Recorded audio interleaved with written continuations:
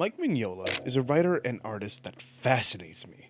His work on Hellboy and its subsequent connecting series stand out to me in a way very few artists manage to do.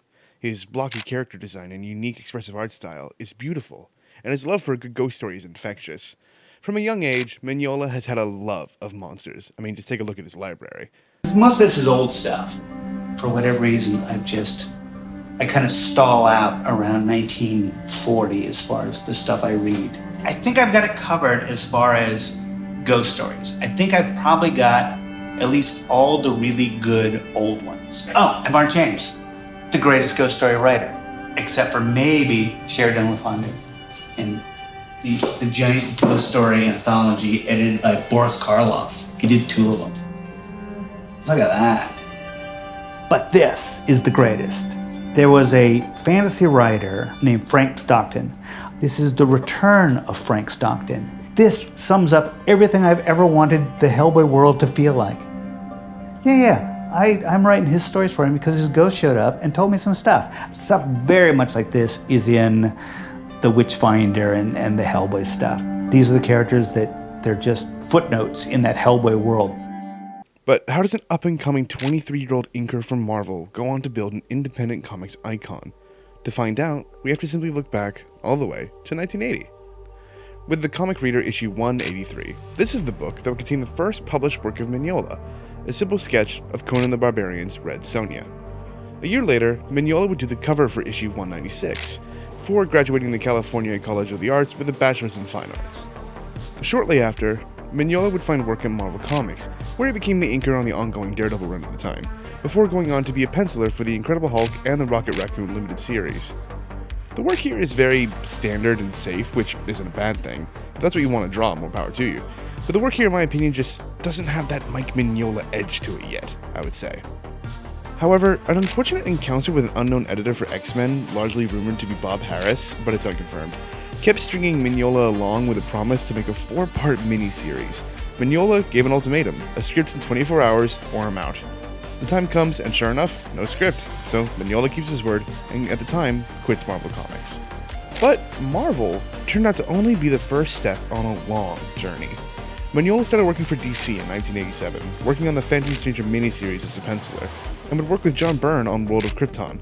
It really feels like in this period, Mignola is hitting his stride, at least career-wise, working with Jim Starlin as a frequent collaborator, both working to create the Cosmic Odyssey miniseries as well as doing various covers for Starlin's run on Batman, creating the now iconic cover for Batman issue 428, A Death in the Family, the book that famously features the death of the second Robin, Jason Todd, at the hands of the Joker.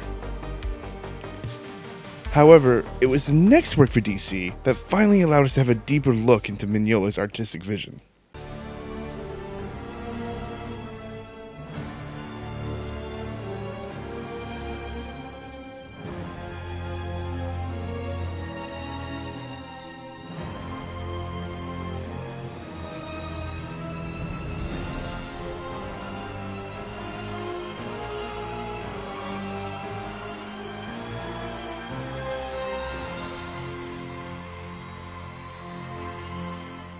Paired with writer Brian Augustine, the duo worked to create Batman Gotham by Gaslight, a reimagining of the Caped Crusader set in a Victorian-era Gotham where the detective comes to blows with infamous serial killer Jack the Ripper. I was very surprised when I picked up Gotham by Gaslight. I thought it was a much more recent book, until I read it myself. I used to really struggle getting into books from older eras. Pretty much anything pre-90s I really had difficulty getting into. But 3 artists changed that for me: George Perez, Tim Sale, and Mike Mignola. The reason I love Mignola's art so much is because I was raised on the Fleischer Superman cartoons, and if you look at Gotham by Gaslight, it feels like the perfect partner to it. Genuinely, if Mignola became a main artist on Batman, I think it'd be up there with Tim Sale and Darwin Cook as ways to portray Batman in comics. And if you haven't read it yourself, I highly recommend it, or if you don't have the time to read, check out the Canon Events video after you finish this one. Now, after Gaslight, Mignola would continue working at DC and even at Marvel again respectively, mostly as a cover artist and backup writer, except for one significant event when Archie Goodwin, the head writer on Legend of the Dark Knight at the time, recommended he try writing. Mignola agrees and gets a chance to write an issue of Legend of the Dark Knight. This issue is beautiful. The use of darkness and minimal lighting gives it a deep feeling of shadow I love. A lot of people see it as a precursor to his most famous work, and I agree 100%. While making comics is fun, Mignola is desperate to do something new, something original, something that would allow him to explore his desire to draw monsters. That is until 1994, when Mignola would pitch a character that would cement his career forever. I came out of that book going, that's what I do. That is my kind of story. Wasn't sure I could write my own stuff, but I did like making up the stuff. And then the thought was, well, do I do this with Wolverine? How many times are they gonna let me do a supernatural Batman story? How am I gonna get away with continuing to do stories like that? Who's my guy? And who was your guy? That was Hellboy. He approaches DC, pitching the character of Hellboy, and they pass. As far as I've been able to tell, they liked the idea, but didn't want any of the religious imagery, particularly the name, which was a deal breaker for Mignola. Now, fortunately, the era of creator-owned work and companies facilitating that had begun, and Mignola pitches Hellboy to Dark Horse Comics, and they loved the idea. And along with enlisting the help of John Byrne, Mignola shows off Hellboy in full the first time at 1993 San Diego Comic-Con in a convention-exclusive trade paperback. 1 year later, Mignola would publish his first work of the character, Seed of Destruction, a 4-part series about a demon found as a baby in World War II who's raised by a good-hearted paranormal professor into becoming a hero monster hunter. Mignola had done it. He made his monster story, and though Seed of Destruction sells okay, Mignola is fine if this is all he gets to do, draw monsters. Though, a little while later, Mignola gets a call from Dark Horse. They want to auction off the film rights for Hellboy. Mignola was actually very nonchalant about it, thinking it would be an easy paycheck, because in his mind, who wants to make a Hellboy movie? Well, enter Guillermo del Toro. Upon securing the ability to direct it, del Toro immediately gets into contact with Mignola, and they hit it off, sharing both their loves of dark gothic folklore and mythology. The studio, however, are not just willing to greenlight Hellboy. They think the character is just too niche, and del Toro's insistence on casting Ron Perlman, who they didn't think could lead a film like this. In the meantime, del Toro would get the opportunity to direct another comic book film, the heavily underrated Blade 2. Fun fact, Mignola was asked to do some concept art for the film. Mignola, not a concept artist by his own admission, accepted because he thought it would be fun. Afterwards, Blade 2 releases and does really well at the box office. Del Toro uses the success to prove a movie like Hellboy could work, and shortly after, production began with Mike Mignola involved. He also provided concept art, and was the creative consultant. The two butt heads a few times creatively, but all in all, they finished the movie without any real issue.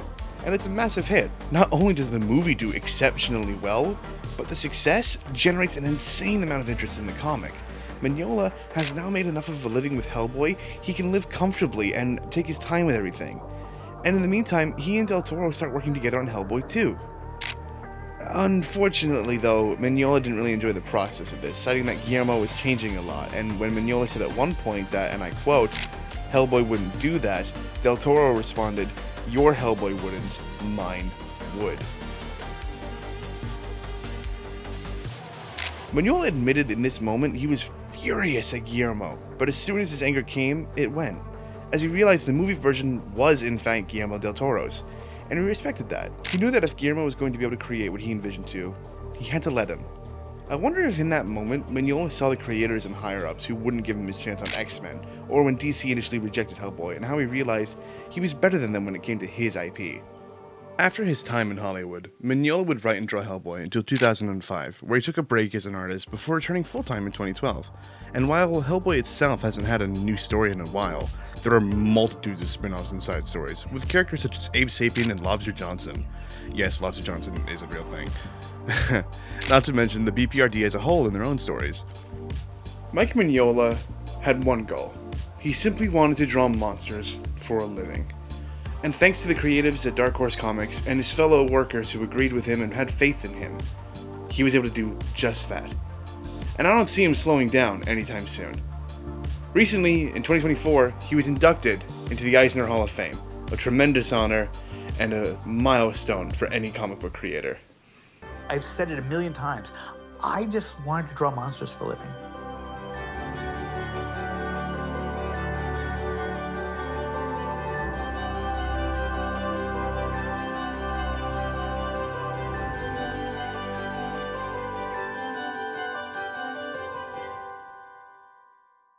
Thank you guys so much for watching. I've been your host, The Comic Wraith. I hope you've all had a great Christmas and you all had a happy New Year. I'm sorry I was gone for a while. I'm back now and I'm here to stay.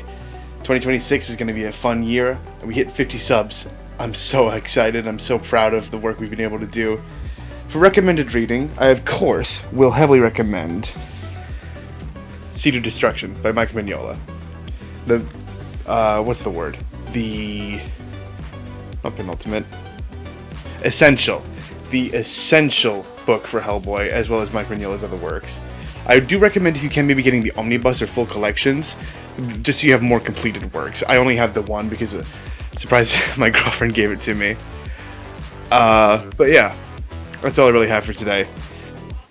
See you on the next one. Stay safe, stay true, stay you.